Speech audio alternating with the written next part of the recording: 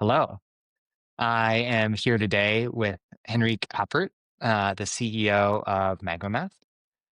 We have a really exciting announcement for MagmaMath's new funding round. But before we get into there, I'd love, Henrik, if you could just talk a little bit about, who you are, where you came from, and how you ended up building a fairly successful math organization in a increasingly complicated curriculum world. So I'd love to just hear your sort of story arc to how you got where you are today. Lovely, Matt. Yeah. So, hi everyone who's listening. I'm Henrik Appert. I'm the CEO. I'm one of two founders of Magma, and it's been a long and quirky road, and it continues to be, but it's also a fun one. We've been at this for about eight years, and our point of ignition has kind of been based out of the really big need for innovation in math education. Math is the single most uh, challenging subject for students, and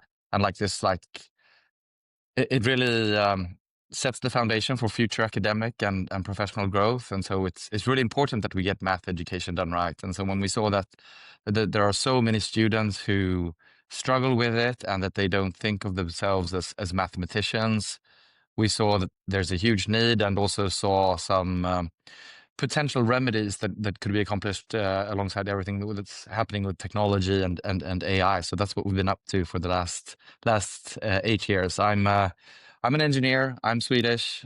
I lived a little bit in England growing up. I did a semester in Santa Barbara at university, which was a lot of fun. So I've studied math at different stages in different parts of the world, and so I think that kind of gave me an understanding for some of the similarities that exist, and to us it comes back to thinking in mathematics. How are students thinking about the math? How are they understanding the math? And to us, the most critical part is not the answer, but how students arrive at the answer.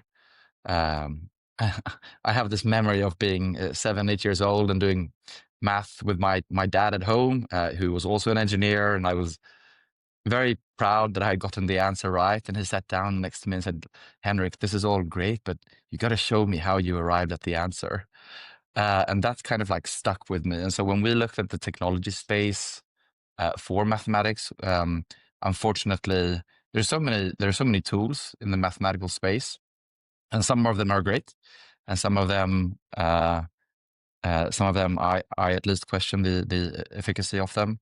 But we felt that there was no solution that really focused on the thought process of how students arrive at the answer. And so that's what we've been building upon and innovating on, still allowing students to be creative with mathematics, showing their thinking. And then we use AI to understand what the students are writing, so we can give students immediate feedback, identify where they're going wrong, and give them hints, and then also stream those insights to teachers in real time, so that they can identify and address knowledge gaps in real time, because that's when they need to be addressed. It's too late when you're doing an assessment a couple of weeks later, because by that point you're going to be moving on to something else. And then I think that's also kind of enabled us to really lean into the modern type of pedagogy, where we should have much more research tells us that math is best done not just by students sitting quietly in rows and doing calculations, but actually collaborating and communicating and listening and exploring mathematics. And so with Magma, it makes thinking visible for the teachers, so that they can have much more student-centered discourse, where students are learning from one another. And to me, that's what a modern great classroom looks like, when students are a learning resource to one another. Yeah, and so we founded the company in Sweden, where and that was definitely a struggle in and of itself. We Because in Sweden there wasn't a market for a complementary math resource at the equivalent district level. So we've had to go out and build it ourselves. And so today we have built it in Sweden, and we're used in more or less every single school district. And then I made my way over to the US for about 4 years ago and kind of set up shop here, initially in Los Angeles, and we made every single mistake in the book. But I think one of the core traits that I have as an entrepreneur is that I'm just very gritty. It doesn't matter how long time it takes to figure something out. I will just keep on going at it. And so we closed down that office and opened up in New York, and we started figuring some things out, which has been really nice. And so today the US is our largest market. We're also in the UK, and we're about to open up in Germany. So yeah, that's a little bit about me and the background. And I guess I'll let you in here, Matt, if you have a question or if there's something that Yeah. you'd like me to go deeper into.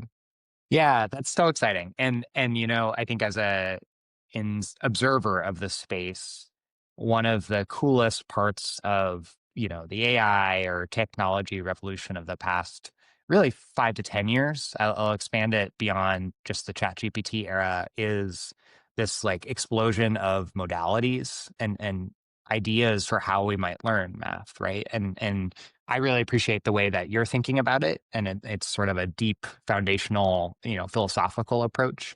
I've seen others that are like learning math in VR, right? To have sort of a more physical experience of, everything from counting to statistics to, what have you.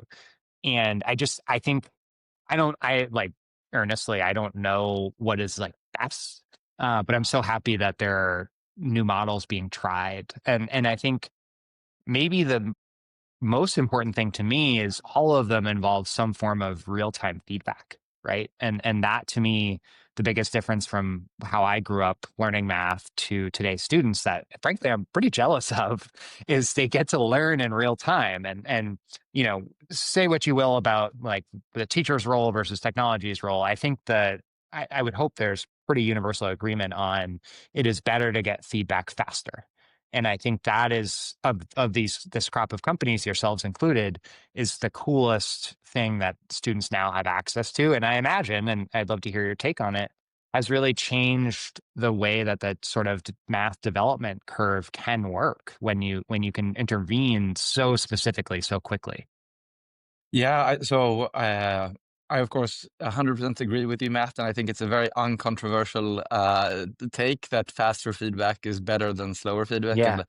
And the way I think about that is it's just how our brains are like built to learn, regardless if it's mathematics or much more trivial things, as if you put your hand in the fire, you're gonna burn yourself, and so you're not gonna do that again.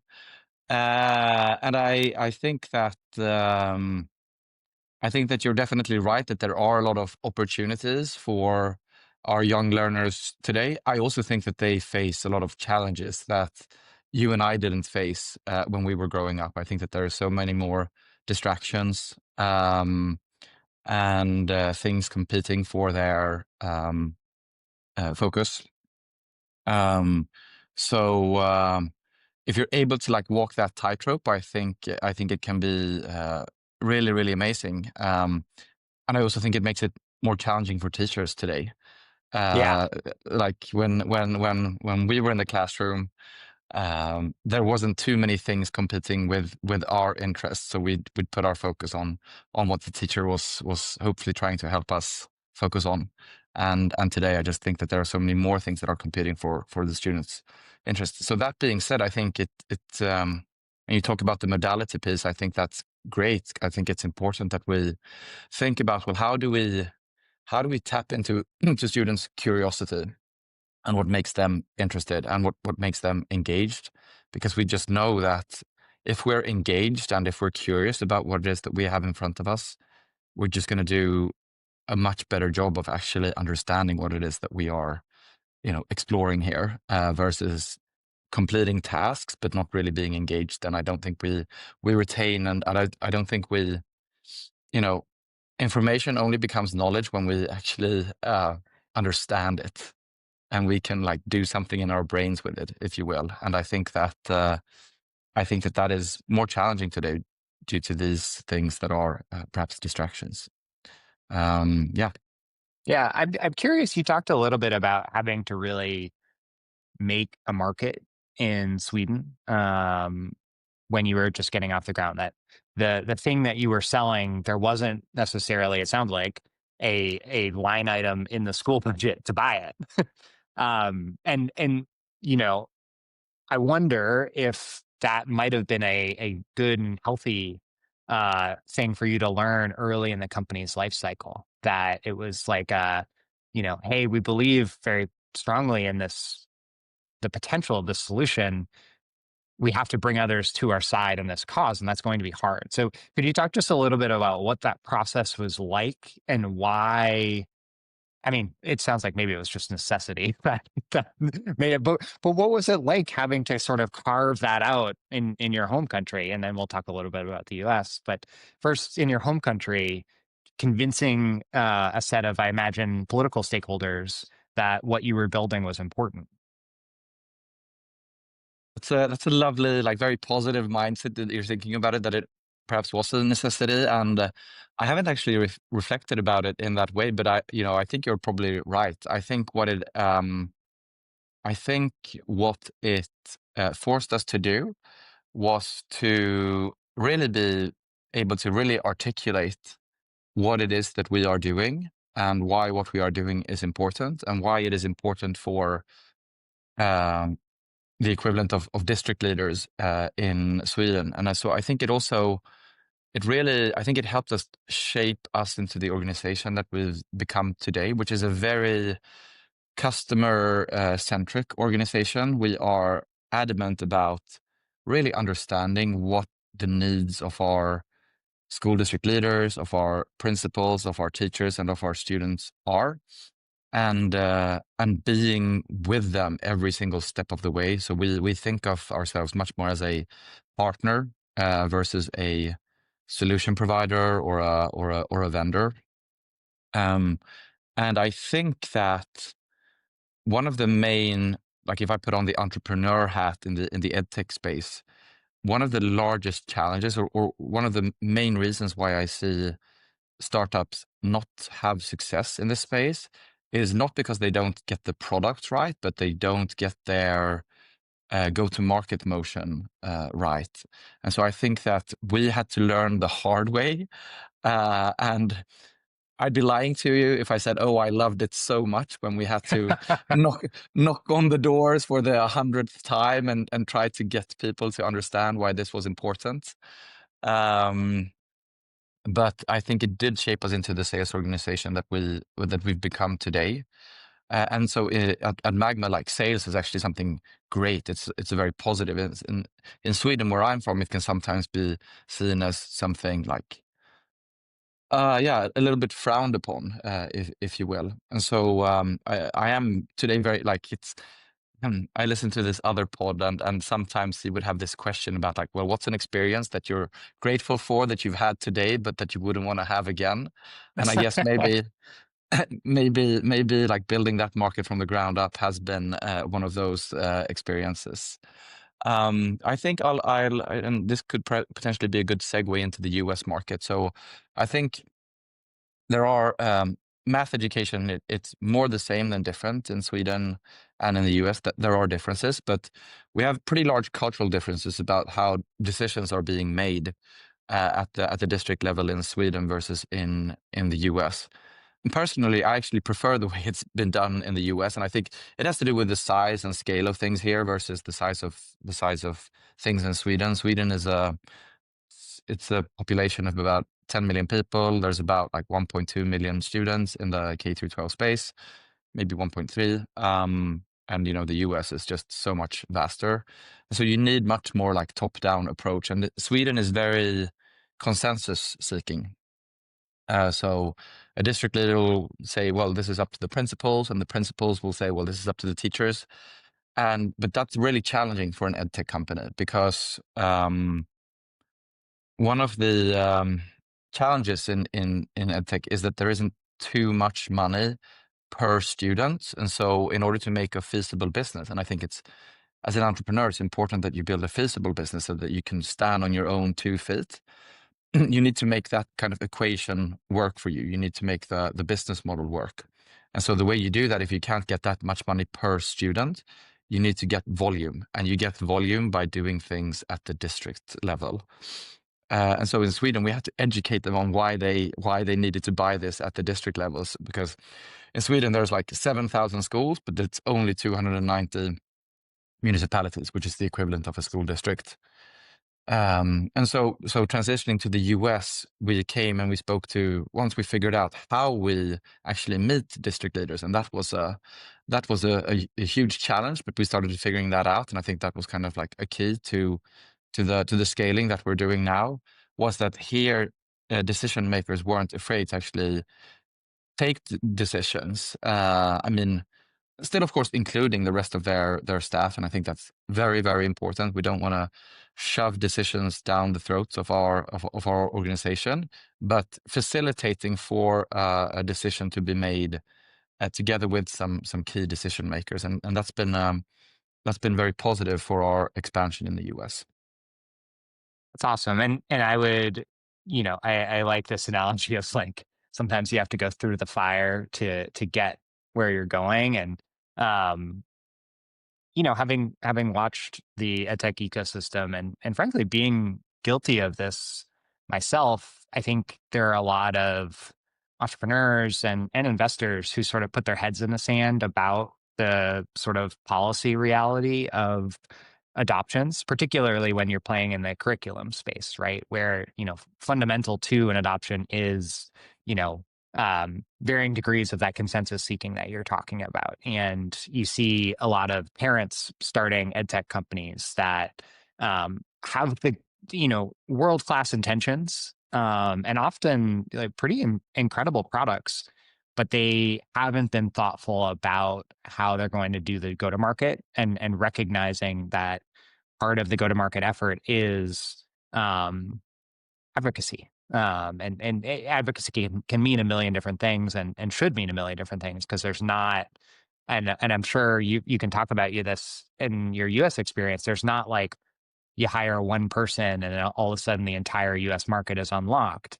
It's a lot of ground and pound, like we're going to go to this state and we're going to meet with a whole bunch of different people and think about, how does what we do apply to what they want? And like, do we need to change or do we need to find a different state? And it's a lot of these really molecular decisions that add up to a big adoption. So, I don't know if are there certain processes or frameworks that you and your team like to apply when you think about. I'd actually love to hear about like a specific state market, right? And you have this really fun perspective of you're from a different country diving into a state, which probably looks pretty peculiar no matter which state we're talking about. I like Yeah. Rhode Island to, Louisiana to Utah, like all super, super different cultures and particulars.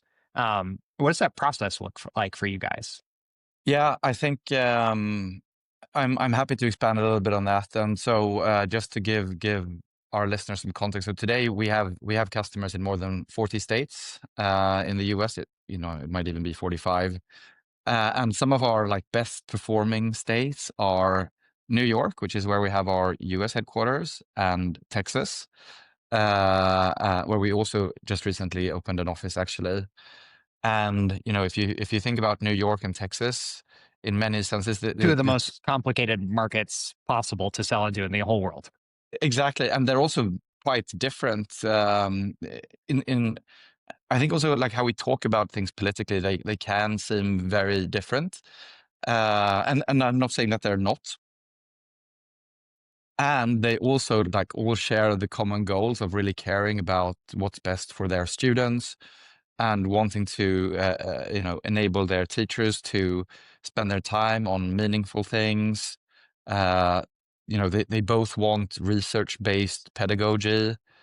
Um, and then you need to navigate the different um, the for lack of a better word, like the personalities of the states. Like, well, how do I talk about this in this state, and how do I talk about the same thing but maybe in framing it in a different way?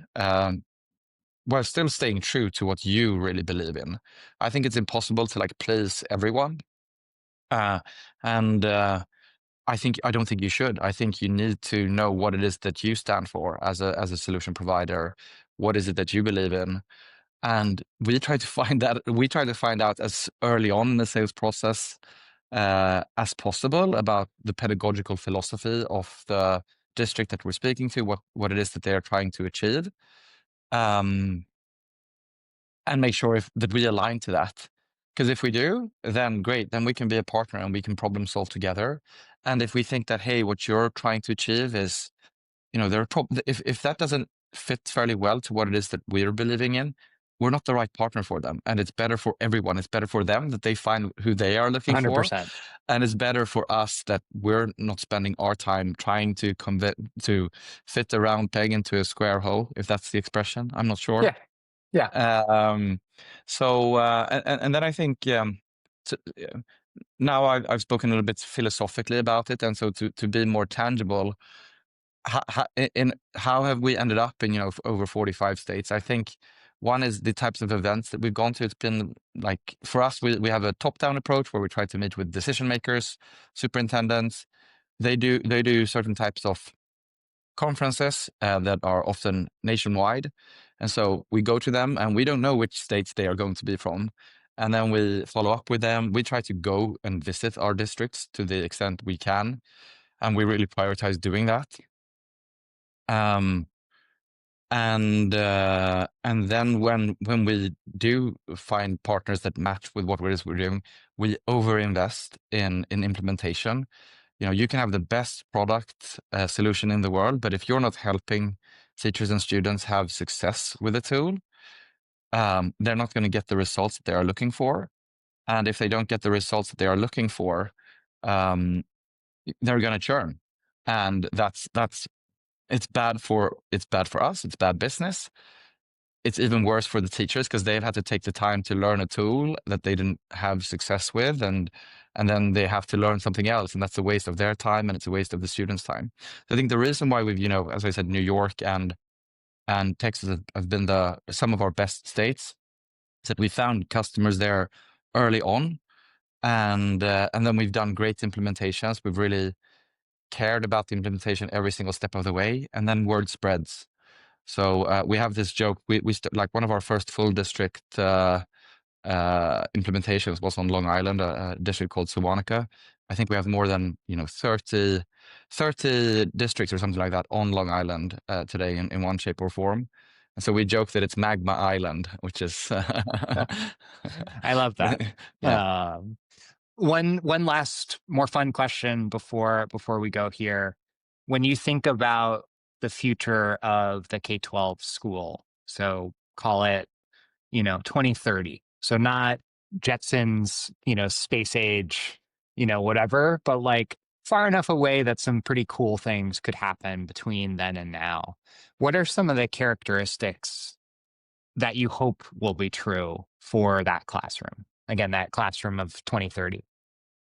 I think that's a great question. It's something that I actually spent quite a bit of time thinking about, also when developing, the future of Magma. And ultimately, I think that I kind of alluded to this a little bit earlier, talking about how I think that students are a learning resource to one another. So I think that I'm hoping that we're going to have even more connectedness. And when I talk about connectedness, I'm not talking about devices being connected with one another. I'm talking about students and their learning paths being more connected with one another. So I'm hoping and I do believe that students are going to be even more of a learning resource to one another, and that accelerates the learning for the individual and also for those groups. I think that I'm hoping that the learning that's going on in one classroom becomes in some shape or form an asset for classrooms that are like not in the same school building or perhaps not even in the same district as they are, but the learning that happened there can be a learning resource to others. Maybe the learning patterns that was going on there can be analyzed and can be matched to the learning patterns of the students in that class. So, for instance, when students were struggling with a certain type of concept there, we can kind of predict that, and we can prepare the teachers to be like more ready to how do we address these types of questions that might come up, so that they can give better answers and kind of accelerate that learning. So I think that's one future that I'm very optimistic about.